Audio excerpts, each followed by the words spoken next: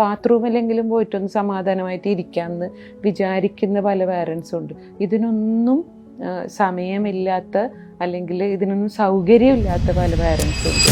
ഒരു കുട്ടിയോടൊപ്പം ജനിക്കുന്നതാണ് ഒരു പാരൻറ്റ്, അല്ലാതെ ആരും പാരൻ്റായിട്ട് ജനിക്കുന്നൊന്നുമില്ലല്ലോ.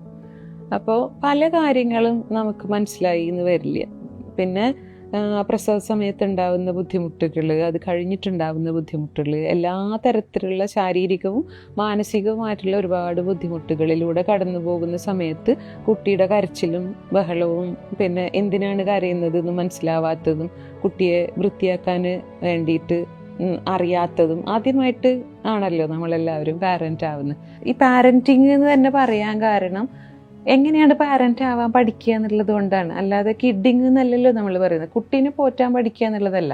നമ്മളെങ്ങനെ ഇവരെ മാനേജ് ചെയ്യുന്നു എന്നുള്ളതിനേക്കാളേറെ നമ്മളെങ്ങനെ ഒരു കുട്ടിയായി കഴിയുമ്പോൾ നമ്മളെ മാനേജ് ചെയ്യുന്നു എന്നതുകൊണ്ടാണ് നമ്മൾ പാരൻറ്റിങ് എന്ന് തന്നെ പറയുന്നത്. It takes a village to raise a kid എന്നാണ് പറയുക. അത് ഒറ്റയ്ക്ക് നമുക്ക് ചെയ്യാൻ പറ്റുന്ന ഒരു കാര്യമൊന്നുമല്ല. നല്ലോണം ബുദ്ധിമുട്ടുള്ളതാണ്, നല്ല കഷ്ടപ്പാടുള്ളതാണ്. നമുക്ക് ചിലപ്പോൾ ഉറങ്ങാൻ പറ്റിയെന്ന് വരില്ല, ചിലപ്പോൾ നേരത്തിന് ഭക്ഷണം കഴിക്കാൻ പറ്റിയെന്ന് വരില്ല.